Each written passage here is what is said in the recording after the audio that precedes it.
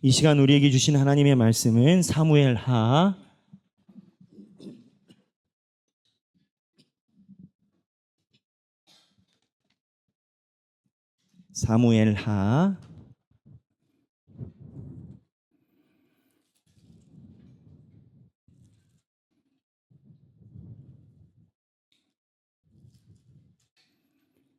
12장 13절에서부터 23절입니다. 사무엘하 12장 13에서부터 23절까지의 말씀입니다. 다 함께 봉독하시겠습니다. 다윗이 나단에게 이르되 내가 여호와께 죄를 범하였노라 하매 나단이 다윗에게 말하되 여호와께서도 당신의 죄를 사하셨나니 당신이 죽지 아니하려 하니와 이 일로 말미암아 여호와의 원수가 크게 비방할 거리를 얻게 하였으니 당신이 낳은 아이가 반드시 죽으리이다 하고 나단이 자기 집으로 돌아가니라. 우리아의 아내가 다윗에게 낳은 아이를 여호와께서 치심에 심히 앓는지라. 다윗이 그 아이를 위하여 하나님께 간구하되 다윗이 금식하고 안에 들어가서 밤새도록 땅에 엎드렸으니 그 집에 늙은 자들이 그 곁에 서서 다윗을 땅에서 일으키려 하되 왕이 듣지 아니하고 그들과 더불어 먹지도 아니하더라. 이 일에 만에 그 아이가 죽으니라. 그러나 다윗의 신하들이 아이가 죽은 것을 왕에게 아뢰기를 두려워하니 이는 그들이 말하기를 아이가 살았을 때에 우리가 그에게 말하여도 왕이 그 말을 듣지 아니하였었나니 어떻게 그 아이가 죽은 것을 그에게 아뢰일 수 있으랴. 왕이 상심하시리로다 함이라. 다윗이 그의 신하들이 서로 수군거리는 것을 보고 그 아이가 죽은 것을 다윗이 깨닫고 그의 신하들에게 묻되 아이가 죽었느냐 하니 대답하되 죽었나이다 하는지라. 다윗이 땅에서 일어나 몸을 씻고 기름을 바르고 의복을 갈아입고 여호와의 전에 들어가서 경배하고 왕궁으로 돌아가와 명령하여 음식을 그 앞에 차리게 하고 먹은지라.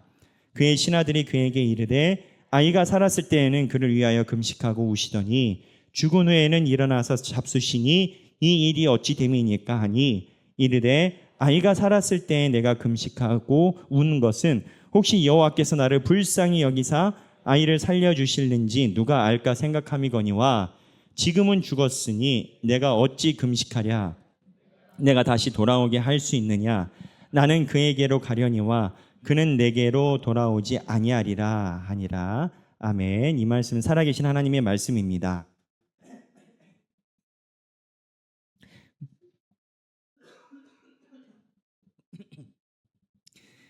죄송합니다. 네, 오늘 본문의 위치는 어디냐? 여러분들이 날마다 말씀 훈련을 하고 계셔서 이 본문의 위치가 어딘 줄 아실 겁니다. 이번 주 중에 진행되는 본문의 위치입니다. 다윗이 밧세바 우리아 장군의 아내인 밧세바와 죄를 지었고 하나님께서 그 죄를 나단 선지자를 보내서 지적을 하셨습니다. 다윗이 나단 선지자가 와서 이야기를 하니까 바로 회개를 했습니다. 하나님이 회개하는 다윗을 보고 용서해 주셨어요. 그런데 하나님이 그 얘기를 하셨습니다. 네 아이는 죽을 것이다. 다윗이 이 아이를 살리려고 하나님 앞에 금식하며 밤낮을 가리지 않고 기도를 했습니다. 본문의 표현에 의하면 밤새도록 땅에 엎드렸으니 아이를 살려달라고 하나님께 요청했다라는 거죠. 근데 7일이 됐을 때 하나님께서 아이를 데려가셨습니다. 다윗이 7일 동안 거의 죽은 사람처럼 하나님께 기도하는 것을 신하들이 알았기 때문에 아이가 죽은 소식을 전하는 것을 꺼려할 정도로 굉장히 걱정을 했습니다. 아이가 살아있을 때도 저렇게 슬퍼하는데 아이가 죽었다라고 하면 왕이 어떻게 되실까? 근데 반전이 생긴 겁니다. 다윗 왕이 아이가 죽었다라는 이야기를 듣고 바로 옷을 갈아입고 씻고 단정하게 옷을 입더니 하나님 전에 가서 경배를 드리는 겁니다. 그리고 와서 음식을 먹고 대안하게 자기의 직무를 시작하는 겁니다. 사람들이 물어봤어요. 왕 어떻게 이렇게 마음을 정리하실 수 있습니까? 그랬더니 다윗의 마음은 쉽게 얘기를 하면 아이가 이미 하나님 품에 갔는데 내가 할 수 있는 게 뭐가 있느냐, 이러고 이제 본문이 끝나요. 그래서 이 본문에 대해서 과거에 많은 성서학자들은 어떻게 해석을 했냐면, 다윗이 어떻게 보면은 할 때 하고 끊을 때 끊고 지혜롭다, 감정을 끊어야 될 땐 끊고 이럴 때는 했다, 이렇게 성경 해석을 하곤 했습니다. 근데 저는 신학교 다닐 때부터 이러한 해석이 마음에 그렇게 와닿지 않는 거예요. 왜냐하면 이러면 다윗이 너무 기회주의자처럼 보이는 거예요. 기회주의자죠. 기회주의자의 정의가 뭐예요? 기회에 따라서 움직이는 사람 아니겠습니까? 아이가 갔으니 이제 기회가 상실됐으니 다시 가야 된다. 그래서 이 본문에 대한 그러한 견지가 참 마음에 와닿지 않고 불편했어요. 근데 다윗의 이러한 기회주의적인 그러한 모습을 반론하는 학자 무리들이 생겨나기 시작했습니다. 저도 여러분들처럼 말씀 훈련을 통해서 날마다 훈련을 받습니다. 저도 연구를 하고 과거에 접하지 않았던 서적들과 연구 논문들을 살펴보는데 한 학자가 이 얘기를 하는 건 거예요. 문제 제기를 여기서부터 시작해요. 다윗이 사울과 아브넬이 죽었을 때는 밤새도록 그 장례를 애통하고 노래를 만들어서 사람들에게 전파를 했단 말이에요. 그런데 자기가 사랑하는 아이가 죽었는데 장례를 안 치른단 말이에요. 왜 그러느냐라는 거예요. 다윗이 이렇게 기회주의적으로 타이밍을 본다면 사실 죽은 사울을 애곡하는 것이 다윗에게는 정치적인 위기를 가져올 수 있습니다. 그리고 아브넬은 사울의 그림자인데 아브넬이 죽었을 때 다윗이 장례를 후하게 치른 것이 정치적인 위기를 가져올 수 있습니다. 기회주의자가 아니라라는 거예요. 근데 그때 그렇게 했었던 다윗이 여기서 그러한 패턴으로 본다면 무언가 이 아이의 죽음에 대해서 크게 장례식을 해야 되는데 안 한다라는 거예요. 그리고 그 다음에 본문에 특이한 게 24절에 보면 다윗이 그의 아내 밧세바라는 표현이 나오는데 이 밧세바를 통해서 하나님이 사랑해서 솔로몬을 낳게 되고 하나님이 그 솔로몬을 여디디아라고 표현했다는 말이에요. 여기에 본문에 소위 신학자들이 표현하는 갭이 발생을 합니다. 무슨 갭이냐? 이게 정황상 우리가 쉽게 이해하기 어려운 반전이라는 거예요. 다윗의 갑자기 회개함도 그렇고 갑자기 하나님이 사랑해서 아이가 태어나요, 솔로몬이. 그리고 성경의 표현에 보면 이거에 대해서 지시가 명확한 게 12장 15절 중반에 보면 밧세바를 뭐라고 표현하냐면 우리아의 아내가 다윗에게서 낳은 아이라고 표현을 하는데 12장 24절에는 다윗이 그의 아내 밧세바라고 표현해요. 아예 주어가 동일 인물을 놓고 표현법이 확 바뀝니다. 성경을 읽다 보면 이렇게 무언가 과정이 비어있는 느낌을 받는 그런 부분을 종종 만나고 그래요. 그러면 신학자들과 목사님들은 어떻게 이거를 표현하냐면 성령님을 통해서 성경에 있는 흐름을 따라서 월터 브루그만이라는 신학자는 예언자적 상상력이라고 표현하기도 하고 성령님께서 우리에게 상황에 따라서 주시는 메시지가 들어가는 공간이라고 표현합니다. 무슨 얘기냐? 다윗이 갑자기 아이가 죽었는데 돌변하여 자기 정상으로 돌아온 것은 다윗만의 하나님과의 교감이 있는 부분이라는 거예요. 그렇기 때문에 과거에 있었던 패턴이 아니라 하나님 앞에 온전히 돌아가서 완전히 다른 모습을 보인다는 거예요. 그렇다면 다윗 안에 그 아이를 통해서 하나님과의 교감이 있는 그 갭이 뭐냐라는 거예요. 그게 오늘 저와 여러분들이 묵상할 내용인 건 거예요. 그게 뭐냐? 자, 분위기를 보세요. 다윗이 죄를 졌어요. 근데 다윗은 장점이 이거예요. 죄를 져서 하나님이 야단치면 그냥 변명하지 않고 바닥에 엎드립니다. 13절에 나단이 얘기를 하니까 다윗이 바로 얘기를 해요. 내가 여호와께 죄를 범죄하였나이다. 나단도 사실은 위험을 무릅쓰고 지금 다윗에게 이 이야기를 한 건 거예요. 만약에 다윗이 회개하지 않으면 나단은 죽은 목숨입니다. 왕이 감추려고 하는 비밀을 나단이 얘기를 했으니까. 거기서 죽나 나중에 죽나 죽기는 매한가지인 거예요. 그런데 다윗에게 하나님의 말씀을 전하니까 다윗이 바로 사죄를 회개해요. 근데 이 다음에 하나님이 얘기를 합니다. 당신의 죄를 사하셨나니 당신이 죽지 아니하려니와. 나단이 얘기를 해요. 근데 당신이 낳은 아이는 반드시 죽으리라. 다윗이 잘못했어요. 근데 아이가 죽는데요. 아이는 당사자가 아니에요. 그래서 한 신학자는 이거를 대속 개념으로 다윗이 충분히 이해를 했다라는 거예요. 이 아이가 죽는 거는 나 때문에 죽는 거예요. 그래서 이 아이가 죽지 않고 자기가 죽으면 죽었지 하나님 이 아이를 살려달라고 7일을 하나님 앞에 기도를 했다는 거예요. 근데 하나님이 이 아이를 데려갔어요. 그 다음에 다윗의 마음이에요. 지금 다윗의 마음에는 두 가지가 존재를 하는 겁니다. 하나는 이 아이를 살려달라는 인간적인 다윗의 마음이 하나가 있고, 우리가 놓치고 있는 두 번째 부분을 다윗이 갖고 있는 거예요. 그 두 번째 부분은 뭐냐? 하나님의 마음이에요.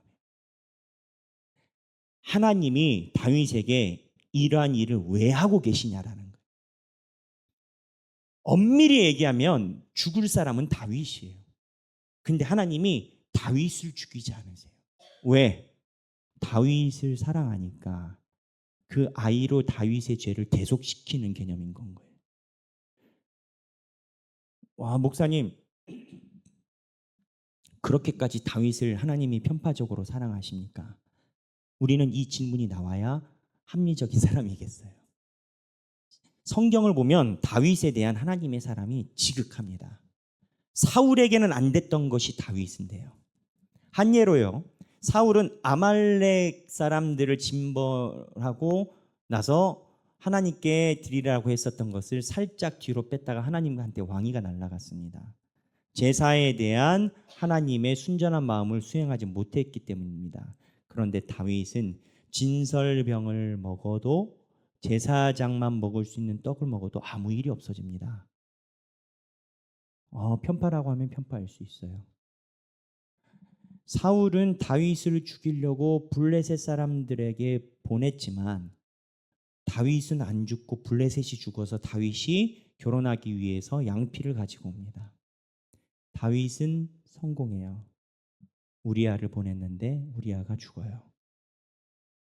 하나님 다윗에 대해서 편파가 있으신 거 아니겠습니까? 맞아요.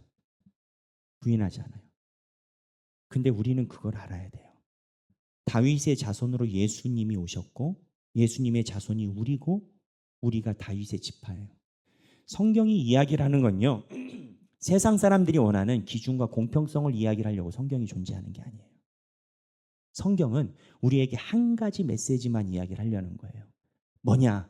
하나님이 너희들이 사랑을 받을 자격도 없는데 세상에 있는 자녀들이 아니라 하나님의 자녀라는 이유 하나로 편파적으로 하나님의 사랑을 받고 있다를 얘기를 하는 거예요. 여러분, 우리가 하나님에게 사랑을 받고 예수를 믿게 되고 예수를 나의 구주로 고백하는 것이 가당키나 하겠습니까? 윤리적인 기준을 세워놓으면 하나님이 이야기하는 윤리적인 기준에 점수가 높을 사람이 몇이나 있겠습니까? 무슨 얘기냐? 성경은요, 철저하게 편파적입니다. 하나님의 자녀를 향한 메시지를 담고 있어요. 아니, 이렇게 생각해 보신 적 없으세요? 성경은 하나님의 생명의 길을 위해서 기록됐어요. 아니, 공정성을 가져가려면 우리가 선택할 수 있게 생명의 길을 얘기를 했으면 지옥 갈 수 있는 체계적인 길도 얘기를 해줘야지. 성경이 공정성을 가하려면, 하지만 성경은 지옥 가는 길의 체계성을 언급하지 않아요. 왜? 하나님이 우리에게 주시는 메시지를 전함이 하나님의 뜻이라는 거예요. 무슨 얘기냐? 지금 다윗의 마음에는 두 가지 마음이 있는 거예요. 아이를 향한 본인의 슬픈 마음이 있고, 하나님이 이렇게까지 아이를 대속시킴으로 인해서 본인과 하나가 되게끔 기대하는 하나님의 끝없는, 끊기지 않는 사랑이 다윗의 마음에 두 가지가 공존해 있는 겁니다. 이 구조가 예수 그리스도를 내주고 우리를 데려간 것과 구조가 유사하다라고 유비라라고 이야기를 합니다. 이 아이가 예수 그리스도가 되는 거고 살아남은 다윗이 우리가 되는 겁니다. 그렇다면 다윗 입장엔 두 가지 마음이 있어요. 하나님이 내가 원하든 원하지 않든 하나님이 많이 나를 사랑해 주셔서 다윗으로 하여금 죄를 없애야 하셨어요. 하나님의 마음이 있고 이 아이에 대한 마음이 있어요. 슬픈 마음이 있어요. 어떤 마음이 더 중요하겠습니까? 예수님이 탄생하신 날 우리는 성탄절이라고 얘기를 합니다. 제가 몇 번 얘기를 했습니다만 성탄절 때 우리는 예수의 탄생을 기뻐하고 기쁘다 구주 오셨네 합니다. 날씨가 더우니 성탄절이 빨리 오면 좋겠어요.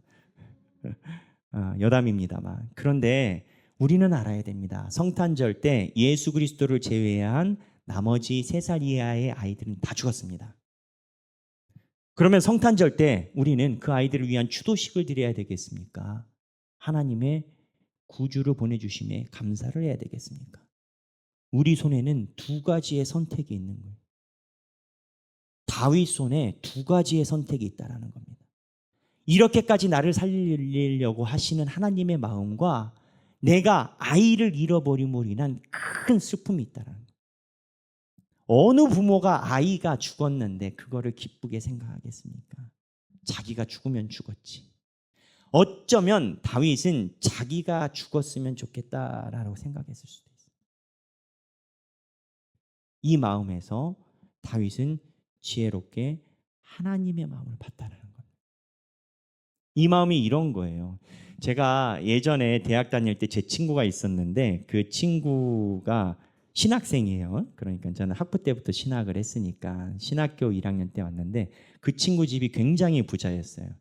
부산에 가면 부산 여러분 그 여행 가시거나 하면 알겠지만 부산에 굉장히 유명한 국밥집이 있습니다. 제가 공식적인 이름을 말할 수는 없고 꿀꿀이 국밥이라는 게 있어요. 돼지로 만든 이 꿀꿀이 국밥이라는 게 있어요. 근데 그 친구 어머니가 그 국밥을 창시한 원조세요. 진짜 원조세요. 그 국밥. 그 집이 그냥 세상 표현을 하면 돈을 긁어 모읍니다.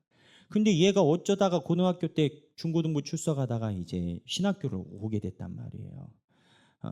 근데 이제 나중에는 목회자가 못 하더라고요. 이게 돈이 안 맞아. 안 돼. 살 수가 없어. 목사 월급으로 이게 살아갈 수 있는 정도가 아니야. 자기네 직원보다 더 적어. 그럼 어쨌든 그래서 목사가 못 됐지만 그 친구가 신학교를 다닐 때 그런 일이 있었어요. 저랑 아주 가까웠거든요. 그 친구가 서적을 좋아했고 제가 책을 보고 이런 걸 좋아하니까는 친해지게 됐고 가까웠는데 강동구에 테크노마트라는 게 저가 입학할 때 막 생겼습니다. 전자상가로 막 발전할 때인데 친구랑 같이 테크노마트를 갔는데 그 친구는 그때 미디어 쪽에 관심이 많아서 캠코더를 개인적으로 가지고 있었습니다. 캠코더를 가지고 있어서 테이프를 사러 갔는데 이 테이프를 잘못 산 건 거예요. 그 당시 비싼 테이프인데 8만 원 정도 했습니다. 그래서 돈을 치르고 에스컬레이터를 내려가다가 보니까 잘못 사서 가서 바꿔달라 했는데 그 바꿔야 되는 물건이 그 가게에 없는 거예요. 그럼 어떻게 해야 되겠습니까? 지금 같으면 환불 처리해주면 되잖아요. 원하는 물건을 주지도 않고 환불 처리 안 해주고 못 준다라는 거예요. 이런 일이 있습니까? 근데 그 친구는 이렇게 논쟁하고 이런 것을 잘 못해요. 그 옆에 제가 친하니까 같이 갔잖아요. 그 친구가 말을 잘 못하고 너무 힘들어하고 하니까 제가 대신 나서서 이거 따박따박 얘기를 했어요. 그랬더니 말이 안 통하더라고요. 그래서 안 되겠다고. 그래서 그 상가연합회 회장이 있으시더라고요. 불렀어요. 대학교 1학년 때입니다. 따박따박 얘기를 했어요. 저 그거 잘하지 않겠어요? 네, 우리 교회에서 그런 거 안 해서 그렇지 잘하지 않겠어요? 불러가지고 따박따박 얘기를 했어요. 그랬더니 상가협회 회장님이 나와서 얘기를 들어보니까는 실수했다고. 하지만 제가 이게 젠틀하게 얘기를 했지 그 상가 회장님을 만나기 전까지 그 업자와 굉장히 불편한 순간이 초래됐어요. 지금이야 뭐 이렇게 평가해서 긋고 어쩌고 신고하고 뭐 이런 게 있지만 저 대학 때만 해도 그런 게 없었어요. 그래서 열심히 투쟁해가지고 모든 논리를 다 활용해서 이 8만 원을 환불을 받고 돈을 받고 내려왔습니다. 근데 그 친구가 저한테 하는 얘기가 있어요. 나와서 그 친구가 영기야, 뭐 8만 원이 큰 돈도 아닌데 그냥 나는 안 불편하면 좋겠다 그러는 거예요. 나한테는 큰 돈이지만 걔한테는 큰 돈이 아니죠. 근데 그럼 나는 지금 뭐 하는 거야? 나는 캠코더도 없어. 그 테이프를 넣을 기계도 없어. 근데 자기가 말 못해가지고 어버버하고 있어. 내가 도와줬는데 순간 속이 확 뒤집어지는 겁니다. 그래서 기숙사 들어올 때까지 말 안 했어요. 그냥 말하기가 싫더라고. 여기서 힘 뺐는데 친구 보고 뭐 네가 이럴 필요가 없잖아요. 다윗이 하나님의 마음을 잘 못 봤다면 이 짱 나는 거예요. 근데 이게 남 얘기가 아니라 우리 얘기예요. 우리는 어려운 일이 있으면 그거에 매몰돼서 그 상황에 대한 아쉬움만 가지고 있습니다. 그런데 하나님 입장에서는 그 아이를 죽임이 내 주변의 환경을 어렵게 함이 어쩌면 나를 살리기 위한 하나님의 최선의 선택이셨을 수도 있다는 거예요. 우리는 어려운 일이 있으면 내 상황이 어려운 일, 내 아이가 죽은 것에만 집중해요. 그런데 다윗은 그러지 않았다. 다윗은 이 아이를 죽이게 되고 나에게 이 고통을 주신 하나님의 목적이 나를 살리기 위함임을 다윗은 집중했다.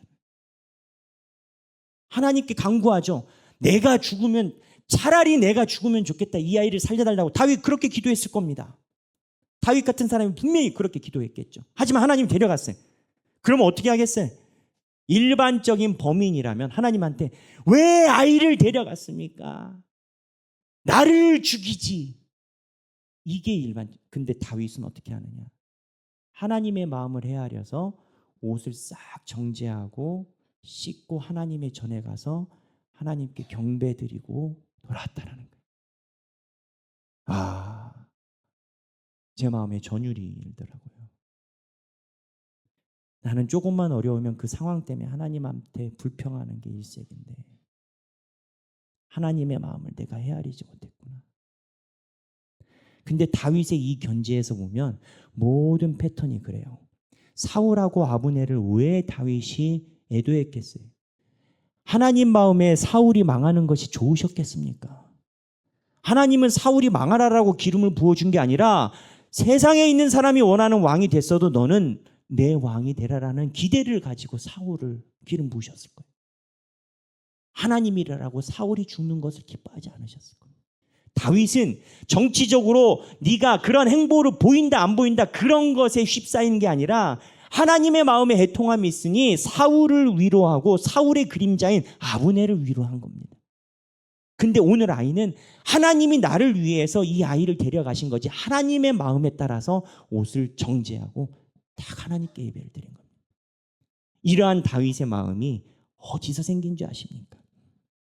제가 볼 땐 광야에서입니다. 사무엘상에 보면 다윗이 마지막에 정말 위기가 있습니다. 어떠한 위기냐? 자기의 측근이 다윗을 죽이려고 한 장면이 유일하게 한 번 나옵니다. 뒤까지 가도 한 번 나옵니다. 그게 뭐냐? 시글락 사건이에요. 다윗이 사울을 죽이라라는 아비새의 말을 거절하고 사울을 살렸어요. 굴 속에서. 그리고 나서 다윗의 무리에게 찾아온 건 이스라엘 땅에선 더 이상 있을 수 없음이 됩니다. 하나님이 주신 기회라라고 몇 번을 얘기했는데 다윗이 안 죽여요. 그리고 나서 블레셋 밑에 수하로 들어갔어요. 인생이 꼬였어요. 나중에 꼬이다 사울을 죽이러 블레셋 군이 소집하는데 다윗의 군대 600명이 거기 가 있는 건 거예요. 까딱했다가는 자기 형제들 다 죽이게 생긴 거예요. 우리는 하나님의 은혜라고 보고 있지만 그들 입장에서는 운이 좋아서 블레셋 장수들이 음모해가지고 퇴각을 했어요. 근데 600명이 빠져 있으니까 본진에 군대가 없으니까 아말렉이 본진을 쳐서 600명 군인들의 처자식을 다 데려갔어요. 납치해 갔어요. 그 당시에는 납치당하면 노예로 팔리거나 노예가 됩니다. 여성들의 성적 유리는 당연한 거고요. 이 600명의 군대가 세상 말로 눈이 돌아갑니다. 우리가 너 믿고 여기까지 왔는데 결국에 우리 인생의 끝은 이거냐. 다윗을 죽이려 할 때 다윗이 하나님께 여쭤보고 전쟁에 나갑니다. 하나님이 전쟁을 승리케 하셨어요. 근데 이 전쟁에 승리했을 때 사단이 납니다. 다윗 진영에서 분파가 생깁니다. 600명의 군대였는데 200명이 가다가 체력이 떨어진 거예요. 그럴 수 있잖아요. 일반 보병하고 특전부대하고 똑같은 체력을 갖고 있지 않거든요. 특전부대는 뭐 천리행군하지만은 여러분 군장 메고 20km만 가보세요. 온 삭신이 다 쑤셔버립니다. 남자들은 다 알지만 체력이 달라요. 400명이 그래서 따라오지 못한 200명을 두고 400명이 진군해서 쳐서 승리를 했어요. 하나님이 이 아말렉을 치시고 나서 모든 사람을 다 살려주셨고 많은 재산을 전리품으로 주셨어요. 자, 이제 부자가 됐단 말이에요. 그랬더니 이 400명이 이야기를 합니다. 다윗, 우리는 목숨 걸고 체력을 다 소진해서 와서 전쟁했으니 우리는 많은 공로가 있으니 더 받아야 된다. 못 따라온 200명은 조금 줘야지. 그러게 있어요. 우리는 이 본문을 이미 말씀 훈련에서 봤습니다. 근데 이때 다윗이 이 사람들에게 훈계한 다윗의 철학과 시각이 있어요. 저는 이걸 보고 대단하다 했어요. 다윗이 이 사람들에게 뭐라고 했는지 아십니까? 본문 보겠습니다. 사무엘상 30장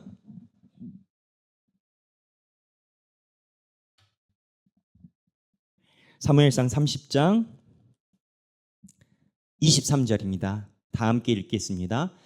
다윗이 이르되 나의 형제들아 여호와께서 우리를 보호하시고 우리를 치러 온 그 군대를 우리 손에 넘기셨은즉 그가 우리에게 주신 것을 너희가 이같이 못하리라.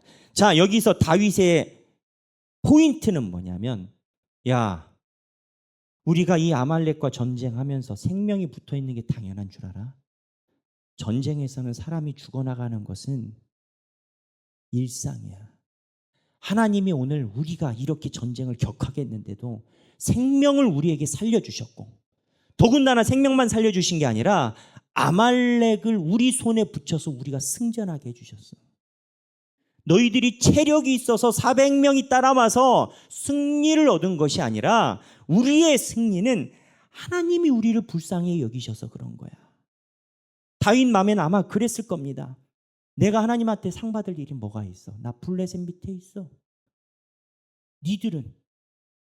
니들이라고 니들이 원하는 대로 살고 싶어 했지 하나님의 음성에 귀 기울려고 하지 않았죠. 우리 중에 하나님한테 상 받을 사람이 누가 있어? 그런데 하나님이 주신 상을 따라서 그가 우리에게 주신 것을 너희가 이같이 못하리라. 하나님이 주신 보상을 너희들 안에서 이같이 하지 못하리라. 그리고 24절에 다 함께 읽겠습니다. 이 일에 누가 너희에게 듣겠느냐? 전장에 내려갔던 자의 분깃이나 소유물 곁에 머물렀던 자의 분깃이 동일할지니 같이 분배할 것이니라 하고. 동일은 무엇을 얘기를 하느냐? 동일은 공로자가 없다는 소리입니다. 네, 됐습니다. 여기서 보이는 것은 다윗의 관점입니다.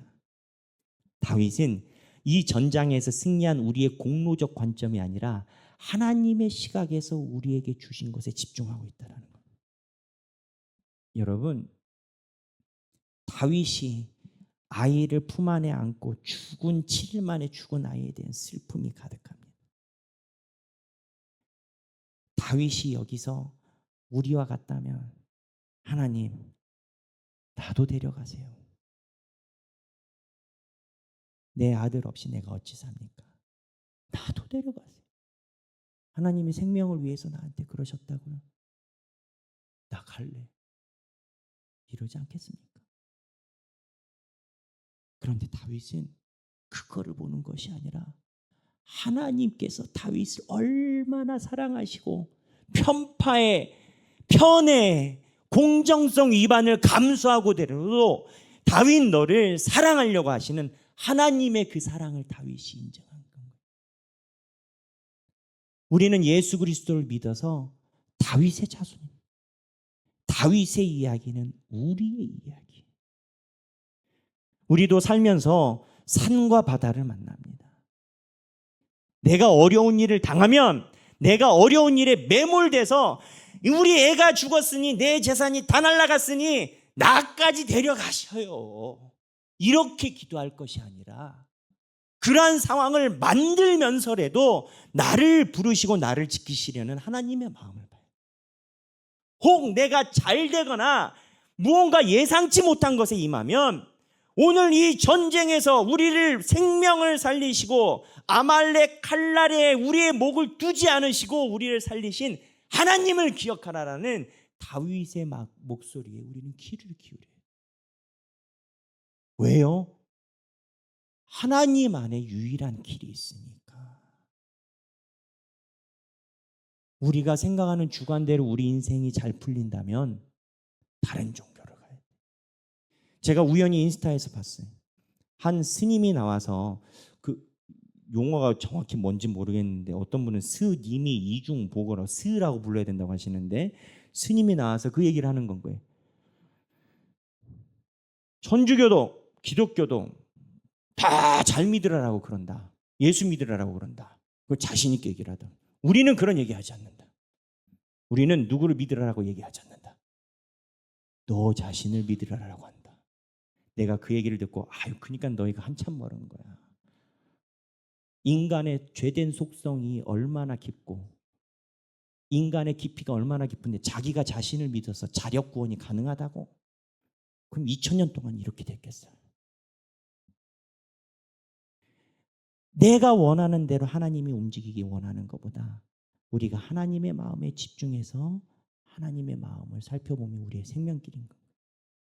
오늘 본문의 다윗이 우리에게 보여준 모습, 나에게 절망과 위험과 슬픔이 다가온다 하더라도 하나님께서 나에게 해주신 마음에 더 집중하는 모습이 저와 여러분의 모습이 되길 주님의 이름으로 축원합니다. 이 시간에 함께 찬양하기를 원합니다. 아버지 당신의 마음이 있는 곳에 라는 찬양입니다. 이 가사가 그래요. 아버지 당신의 마음이 있는 곳에 나의 마음이 있기를 원해요. 내 아이가 죽어있는 슬픔과 하나님께서 나를 사랑해 주시는 하나님의 끝없는 사랑이 공존해 있을 때 나의 슬픔에 매몰되는 것이 아니라 하나님의 마음에 있기를 원하고, 하나님이 사울과 아브넬을 위해서 눈물을 보이시면 내 눈물이 고이기를 원하고, 나의 마음이 하나님의 마음을 알아 아버지의 뜻대로 살아가기를 원하고, 이러한 찬양입니다. 우리가 힘들 때 또는 잘 될 때 모든 시각과 관점이 하나님의 눈으로 우리의 삶을 바라보기를 소망합니다. 찬양하겠습니다.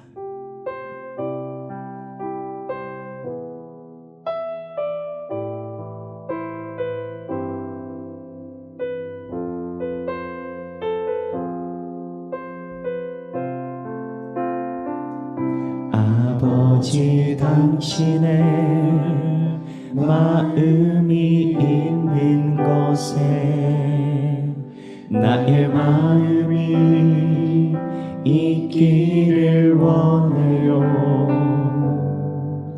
아버지 당신이 눈물이 고인 곳에 나의 눈물이 고이길 원해요. 아버지 당신이 바라보는 영혼에게 나의 두 눈이 향하길 원해요. 아버지 당신이 울고 있는 어두운 땅에 나의 두 발이 향하길 원해요. 나의 마음이 아버지의 마음 알아. 내 모든 뜻 아버지의 뜻이 될 수 있기를 나의 온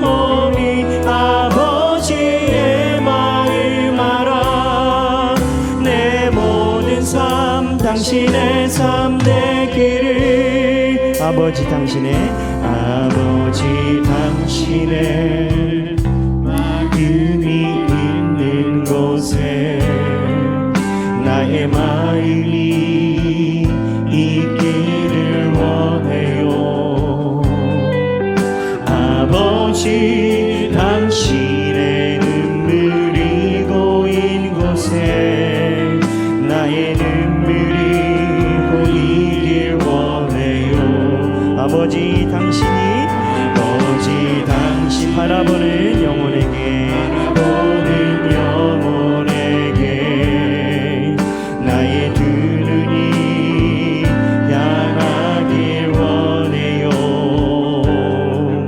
아버지 당신이 울고 있는 어두운 땅에 나의 두 발이 향하길 원해요. 우리의 마음이 나의 마음이 아버지의 마음 알아. 내 모든 뜻 아버지의 뜻이 될 수 있기를 나의 영혼이 아버지의 마음 알아. 내 모든 삶 당신의 삶 나의 마음이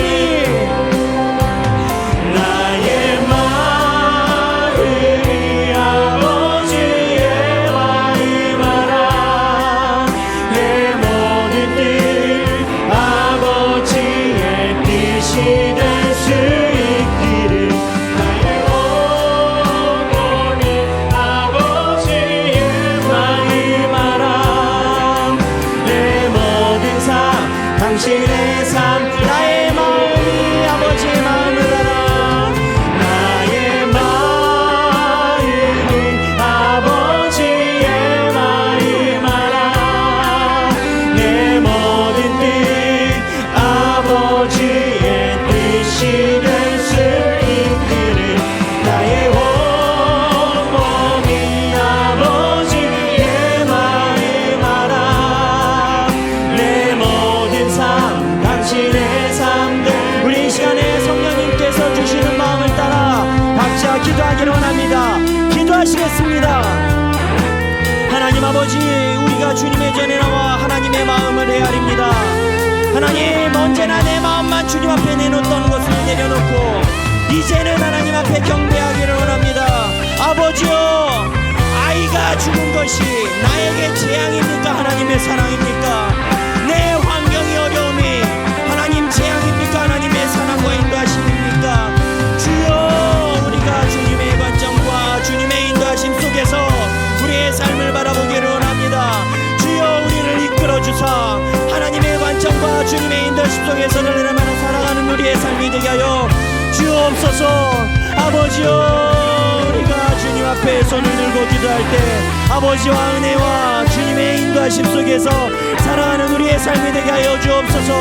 하나님 아버지 우리가 죽음을 외칠 때 하나님의 사랑을 바라보는 능력을 허락하여 주시고 하나님 아버지여 우리가 절망을 외칠 때 하나님의 사랑과 우리를 이 안에 통하심에 집중하는 눈을 허락하여 주옵소서.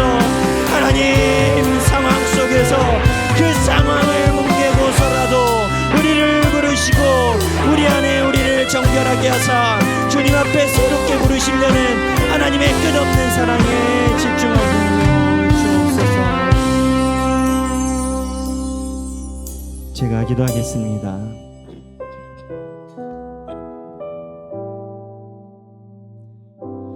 하나님 우리도 때로 힘들 때는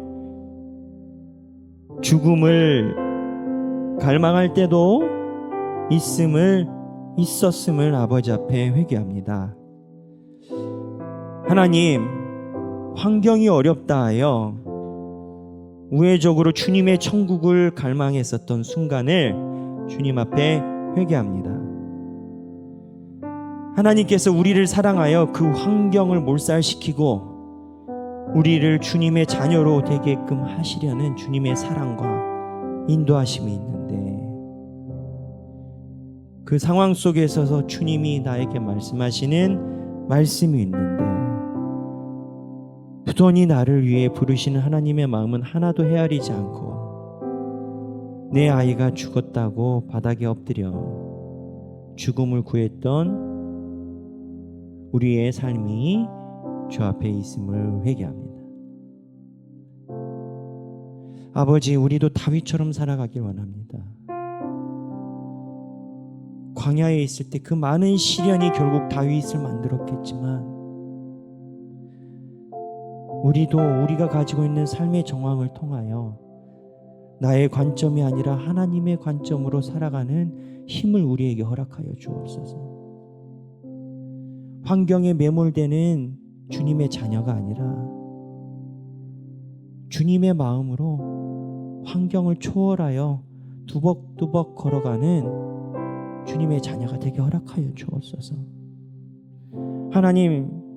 하나님의 말씀 우리에게 그 길이 생명의 길이요 하나님의 끝없는 편애와 편파라고 말씀하십니다. 우리가 이제는 주님의 사랑에 집중하여 내가 잃은 것이 아니라 하나님께 받게 된 얻은 것을 경배를 드리고 감사드리는 삶이 되게 하여 주옵소서. 그 길에 우리를 불러 주옵소서. 이제는 우리 주 예수 그리스도의 은혜와 하나님 아버지의 극진하신 사랑과 성령님의 감동감화 교통하심이